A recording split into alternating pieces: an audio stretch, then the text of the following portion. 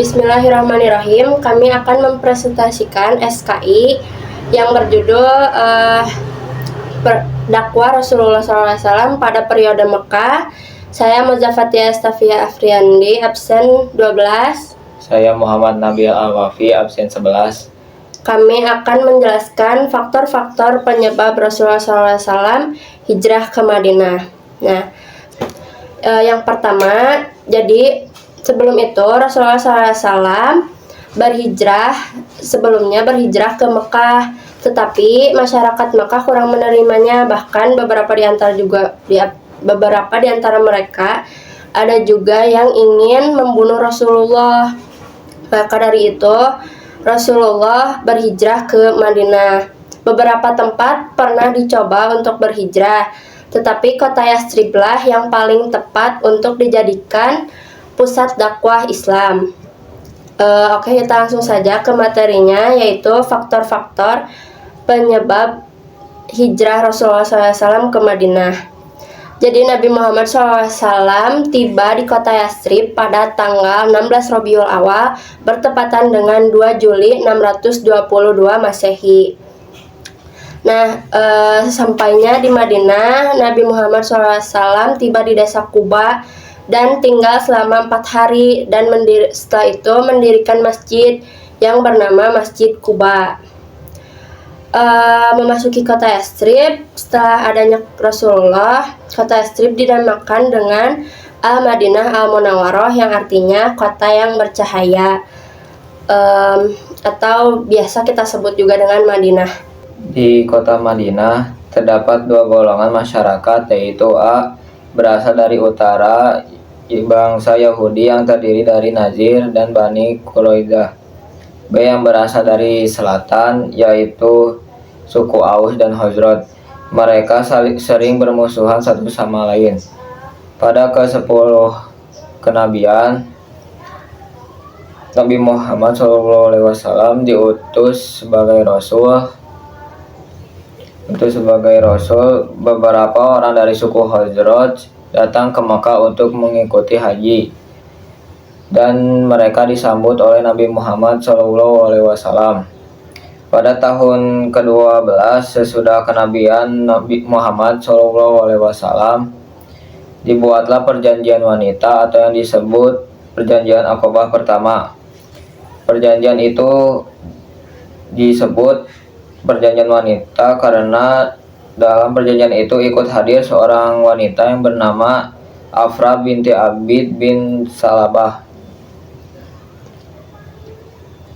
Isi perjanjian Aqabah pertama antara lain: 1. Kami tidak akan mempersekutukan Allah.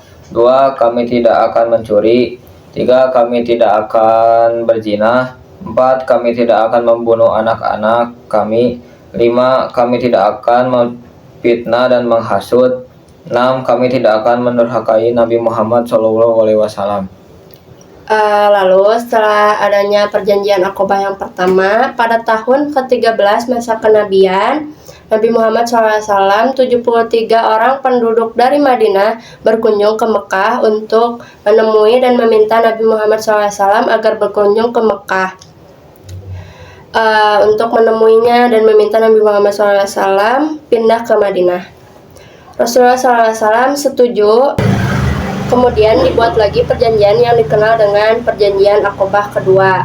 Dalam perjanjian itu Rasulullah SAW didampingi oleh Abbas, paman beliau yang belum masuk Islam.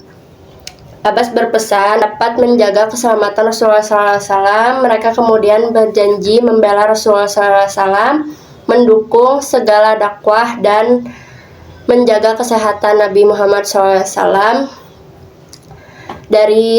juga melindungi dari serangan musuh. Baiat Aqabah kedua ini merupakan titik awal serangan Islam sekaligus dakwah Rasulullah SAW tersebar di seluruh penjuru negeri. Madinah menjadi tempat berlindung yang aman bagi umat Islam. Proses hijrah kaum muslimin ke Madinah tidaklah mudah, sebab kaum Quraisy terus bertekad menghalangi mereka berhijrah.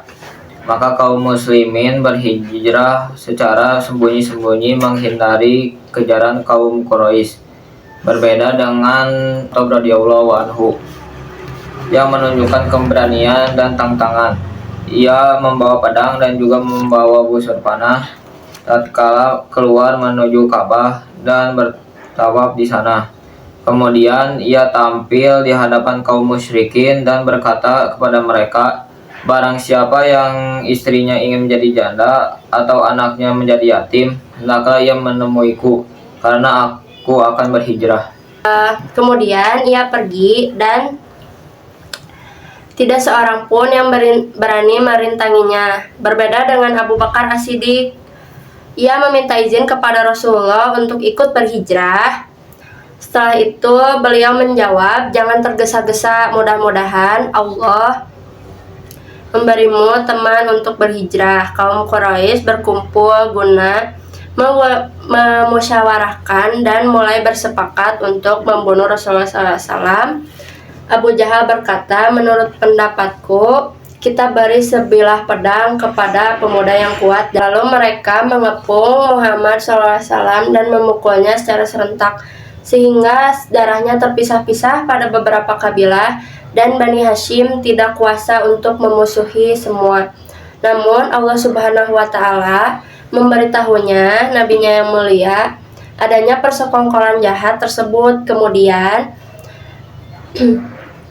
Rasulullah SAW mendatangi Abu Bakar As-Siddiq memberi kabar aksi jahat kaum kafir Quraisy dan bersepakat untuk melakukan hijrah. Jadi kesimpulannya, faktor Rasulullah SAW ke Madinah itu yang pertama perintah Allah, lalu memperkuat Islam, dan juga untuk melindungi umat Islam dari kaum kafir Quraisy di Mekah, dan Allah memberi pertolongan.